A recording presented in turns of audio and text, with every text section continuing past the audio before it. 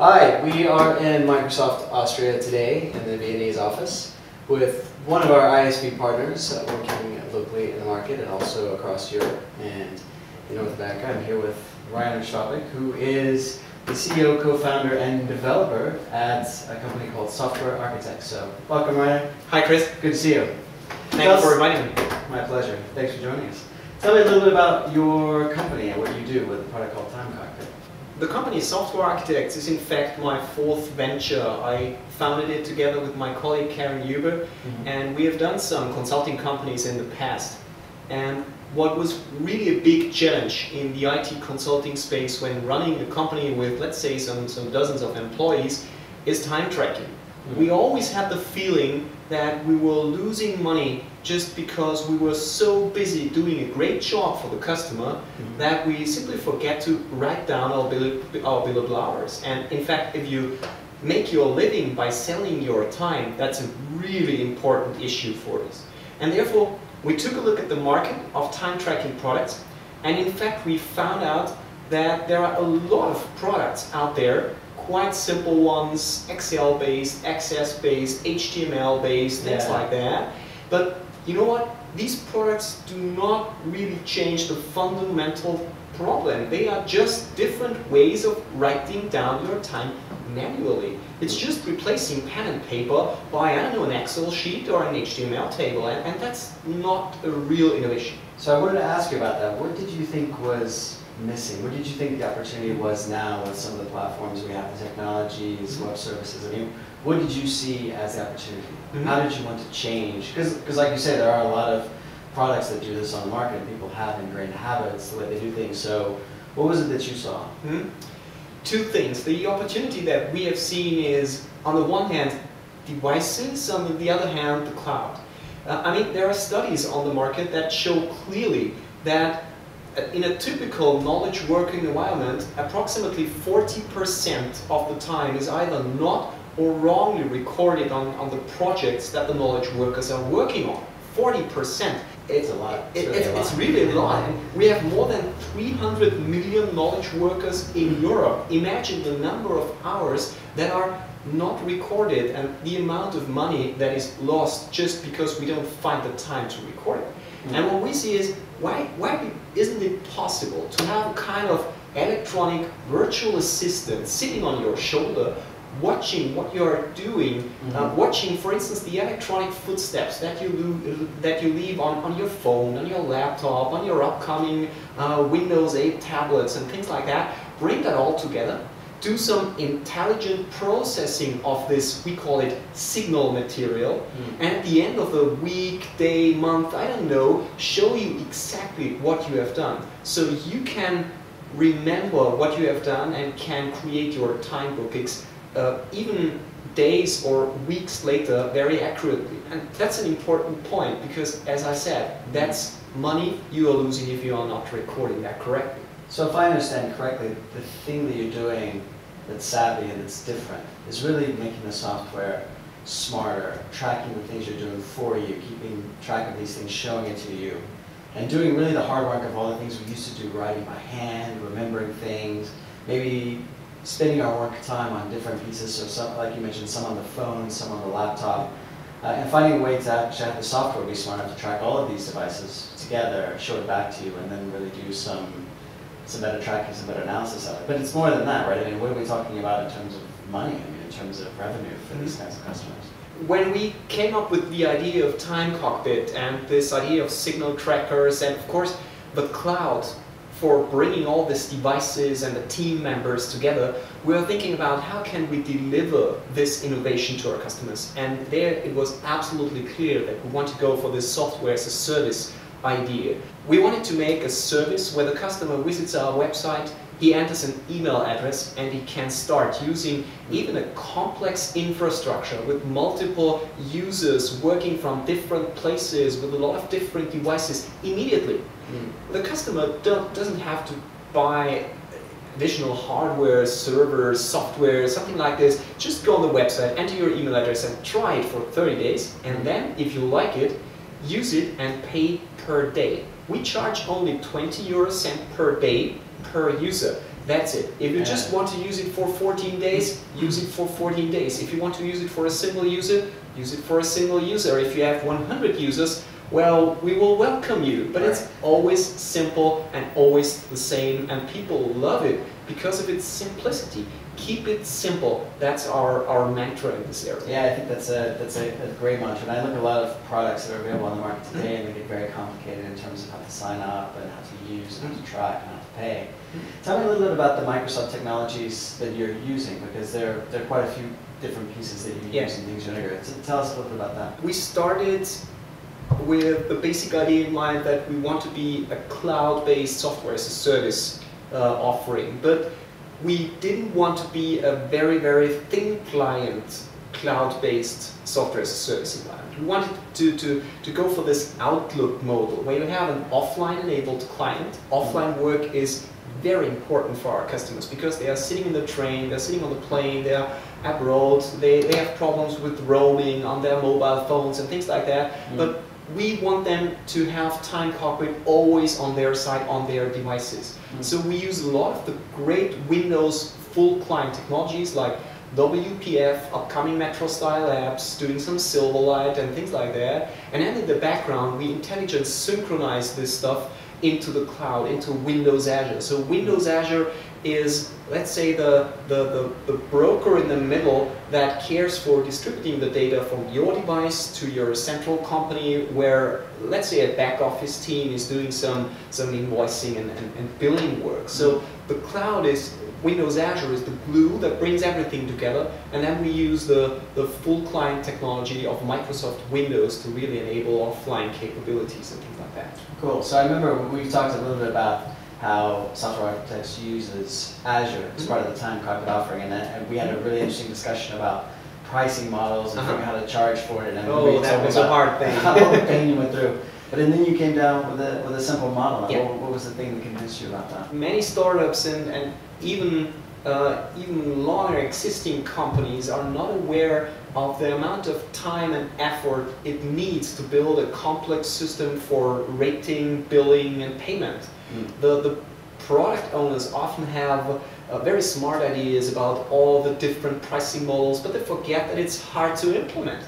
And therefore we thought, hey, let's keep it simple so that we save some time that can be better invested in building real value instead of building a complex system that writes invoices to our customers. That you then have to track. I mean, then you have to keep track of all of that. Exactly. Make sure it doesn't make errors, and if there are errors, fix them. I mean, that makes it complicated and expensive.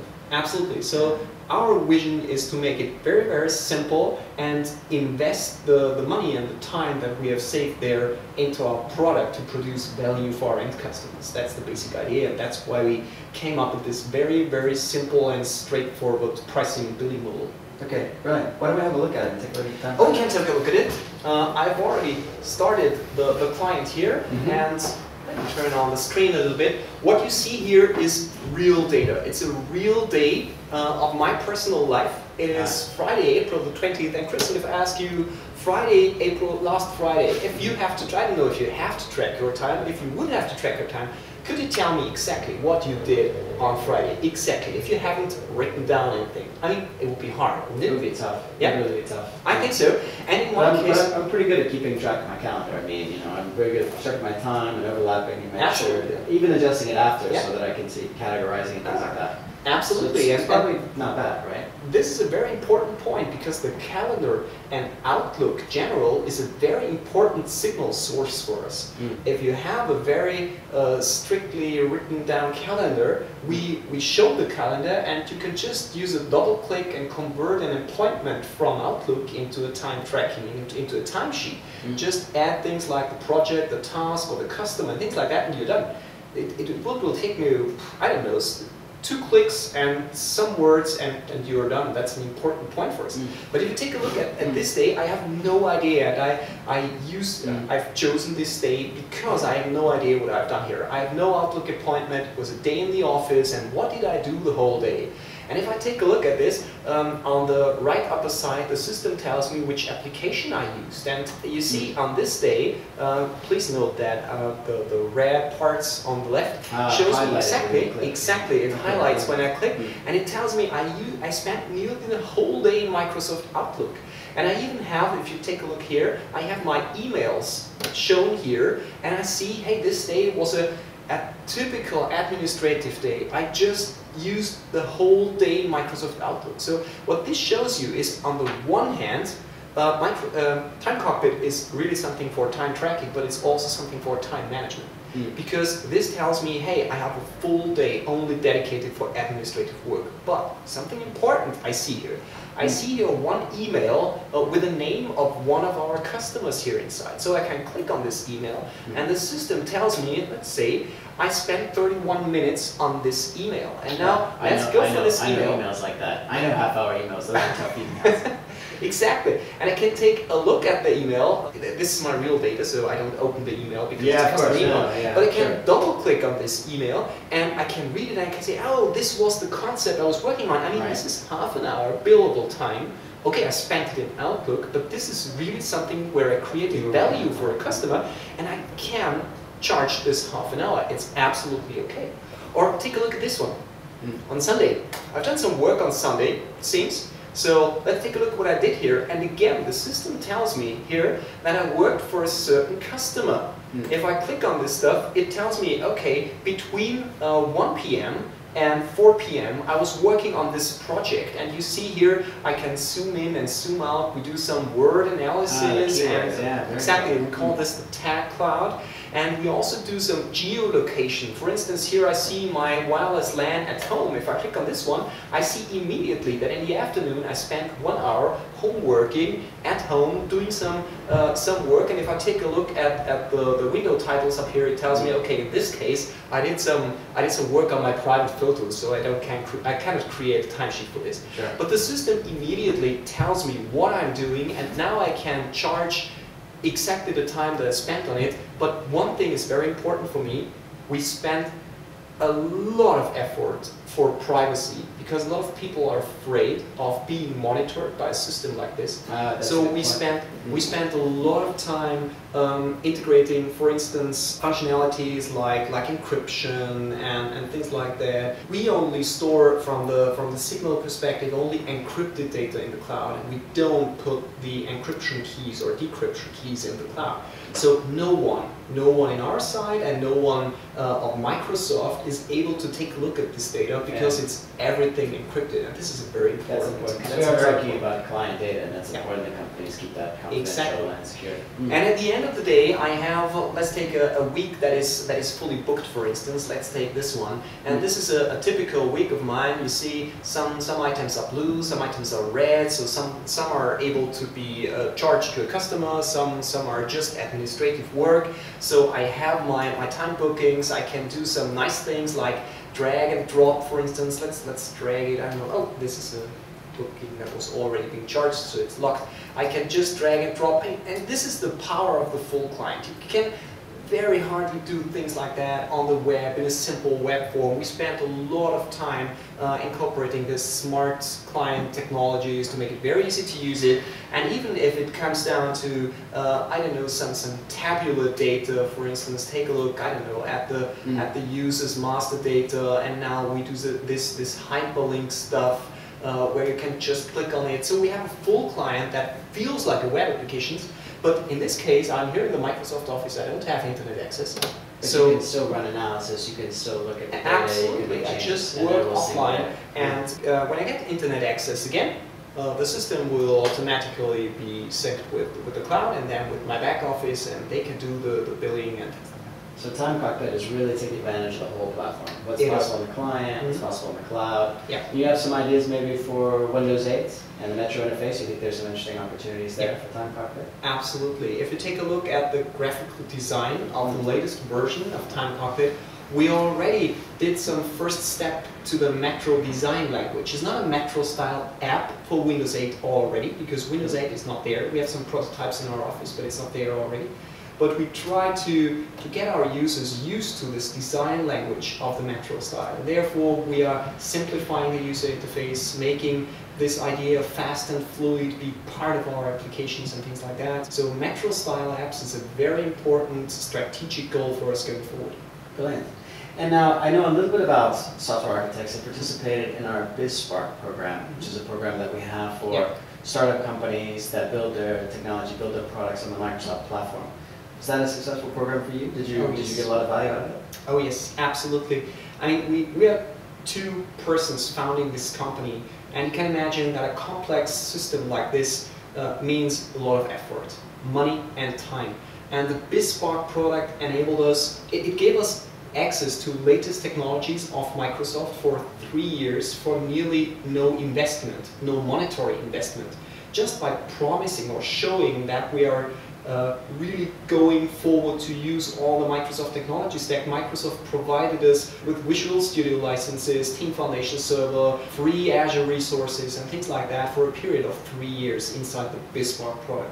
We got trainings for pitches for venture capitalists and things like that. So it was an amazing support that we got out of the BizSpark program, and a message to all the startups out there: really check this program out. It can help you a lot for doing the first steps, and it can reduce the risk that you have to take when starting such a venture, such an adventure like a real company like Software Architects for us. Absolutely. Before we close, maybe some final words to some folks at Microsoft about how you think we can work better together in the marketplace. Yeah. What kinds of things do you see that are opportunities in our relationship? Some competitors of Microsoft are giving us a hard time. I mean, we're a little bit lagging behind in the terms of marketplaces. We are passionate about technologies. We use the technology stuff, but it's hard for us to learn how to do business development, marketing, sales, and things like that. And we really need a kind of marketplace where we can put our software and where the end users can find it and buy it from. And we're looking forward to the Windows Store that comes with Windows 8 because we really need it. Some competitors already have this. Microsoft is, in this case, not the first one. But I think, as far as I've seen the Windows Store right now, it will be a great offering, and we're looking forward to use this. So this is a really necessary next step that we are going to take, hopefully together. Great, and it'd be a pleasure to have time for Cockpit in that store. So thanks for all your time. Thanks for all the hard work. Thanks for a great product, and thank you for supporting us. Our pleasure. Thank you.